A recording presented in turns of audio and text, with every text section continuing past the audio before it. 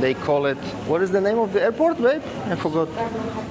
No, because people always want to scam you. Ah, look, babe, we already did that. So we already have, you see? And one regulation, law regulation, recently in the 1st September started working, so over 60 million passengers. So they a little bit above. It will be very helpful and will save you at least 1 hour of standing in the queue with the other passengers. Smuggle something. That happened to my wife.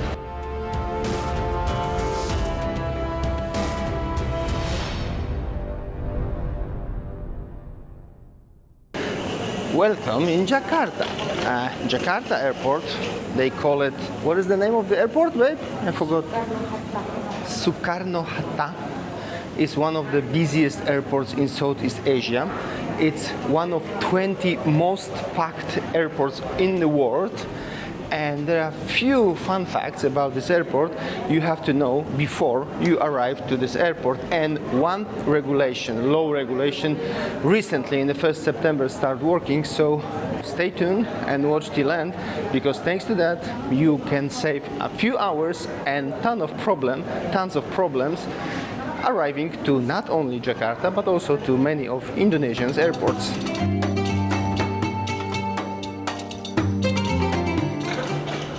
You have asked if you, because you should have on the email, yeah? So that should be okay for us. Our Indonesian kiosk.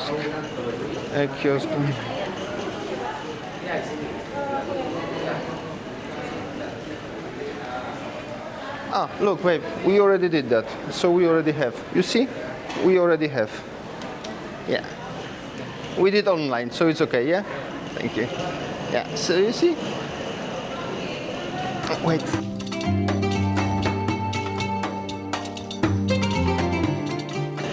Since you decide to go to Indonesia, probably you will end up in Bali. But anyway, you'll end up in Jakarta, the place I'm not the biggest fan of. But if you end up here, this airport has 3 terminals. The 3rd one is used by mainly, majority part of the capacity of the Terminal 3 is used by Garuda Indonesian National Airlines. So if you're flying different airlines, probably you will end up on the Terminal 1, where we just land up, or Terminal 2, which is mostly used by the low cost. So this terminal, this airport, as I said, has 3 terminals and serves all over 60 million passengers yearly.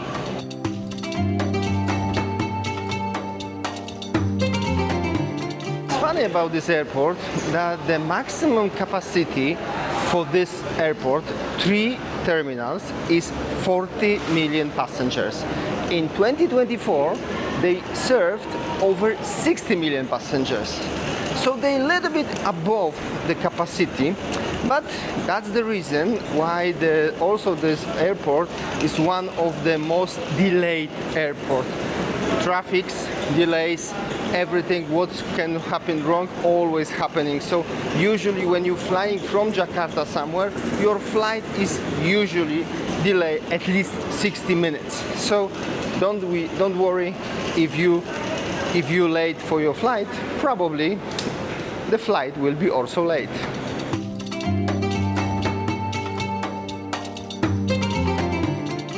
Another fun fact, it's not about the airport, it's more about the mentality of the people working on the airport.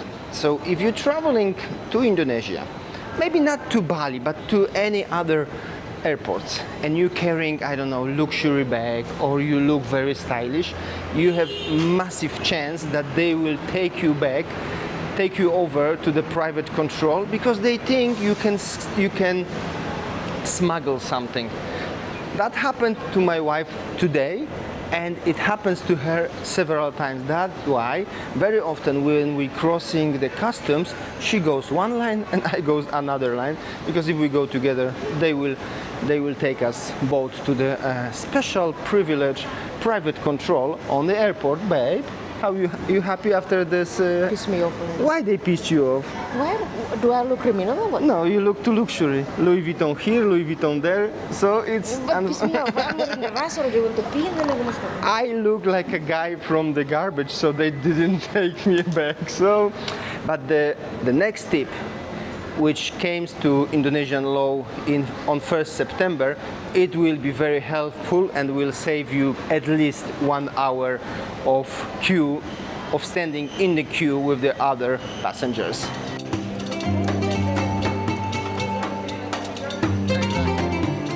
Indonesia is a country with almost 300 million citizens trying to be very digitalized. So they doing everything online right now. As a traveler traveling to Indonesia, also as a citizen of Indonesia, if you travel from abroad to Indonesia, you have to fill the form which combine 3 other forms which you had to fill previously. One is the custom, the second one is also information about the right to be in Indonesia, and the third one was the healthy protocol. Right now everything is in one place. It's really good organized.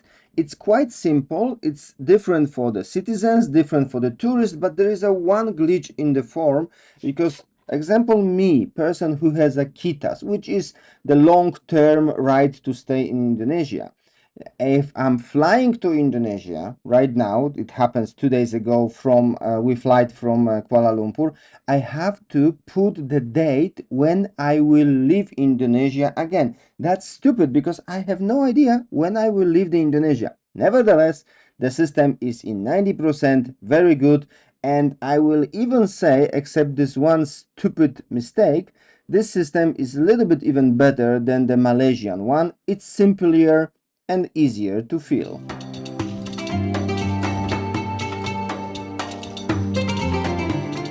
So now, when you already are in Bali, in Indonesia, on the airport in Jakarta, you have to find the transport. All over the world, the transport is always a problem, not because people have a different mindset or different approach to transport. No, because people always want to scam you. So best of all is come to Bali, to Indonesia. The best way is to install Grab or Gojek app, and through app take the car. Do not ever take a car in Indonesia and all over the world before you establish a price, because then they will scam you in 30 seconds. Basically, from Jakarta you can take a train. I never use train or bus to go to the city center. I have no idea how. And today also we will take a Grab. Why? Because it's cheap, affordable. The cheapest option, Grab, costs like $8 from the airport to the city center. Really, if you want to take exclusive car like we just took, it will cost around $15. It's nothing. And if you get scammed, you can pay even 15 euros. So they have a train, and the train goes around 35 minutes from the airport to city center. But I'm sorry, I have no idea how to arrange that. That way, we will take a Grab, or Gojek, Grab, doesn't matter. Both of those services are very, very popular. The third one is Bluebird, and I also use sometimes Bluebird. So take one of them and go directly to the city center.